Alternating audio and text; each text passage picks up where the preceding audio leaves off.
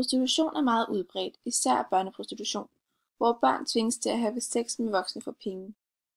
Der er også nogle børn, som bliver solgt til Vesten i håb om en uddannelse, job og generelt et bedre liv. Men i fattige lande er prostitution i højere grad udbredt. Dette kaldes trafficking. Det er mest piger, der bliver udnyttet seksuelt, men det kan også ske for drenge. Mange udefra tror, at prostituerede børn synes, det er dejligt, men de gør det i bund og grund for at overleve.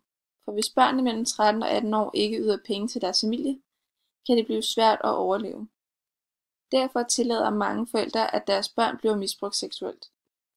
Mange voksne udnytter børnene og tror, at hvis de har sex med børn, så mindsker de risikoen for at få AIDS. Vesteuropa har også brugt menneskehandel. I den indgår Danmark.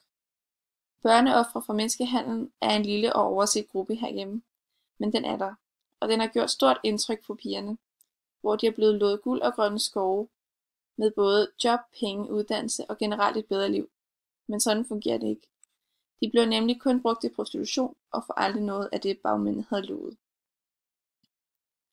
På 11 år er 126 børn blevet solgt til Danmark for at tjene penge til bagmænd gennem prostitution og kriminalitet. Og ifølge Kasper Schmidt fra Dansk Røde Kors er det såkaldt trafficking-problem noget, der bliver ved med at vokse og bliver meget svært at afskaffe. Sydafrika er et af de lande, hvor børneprostitution er meget udbredt. Cirka hver 4. barn er prostitueret i Cape Town. De lever af at sælge sex, selvom nogle af dem kun er 10 år. Mange af de prostituerede er gadebørn eller forældreløse børn, som er blevet så hårdt ramt, at de er nødt til at tjene nogle hurtige penge. Og det bliver tit via sex. Normalprisen for samleje er forskellig, men de fleste vælger at lægge prisen mellem 20 og 100 kroner. Organisationen SWEAT, som arbejder med voksne prostituerede, siger, at omkring 25% af verdens prostituerede er under 16 år. En stor gruppe er teenager, men der er børn helt ned til 8 år, som arbejder på gaden, hjemme eller på bordeller. De gør det for at dulme smerten over en hård barndom, hvor de enten har mistet deres forældre eller bor på gaden, fordi forældrene ikke havde penge nok til at give familien mad.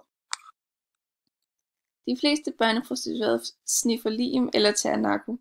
Mange gange forsøger deres bagmænd bevidst at gøre dem til narkomisbrugere, fordi de er nemmere at kontrollere dem. Det bliver en ond leg, hvor de bliver nødt til at tage narko for at udholde prostitution, og tvunget til at blive ved med at være prostitueret for at få råd til stofferne.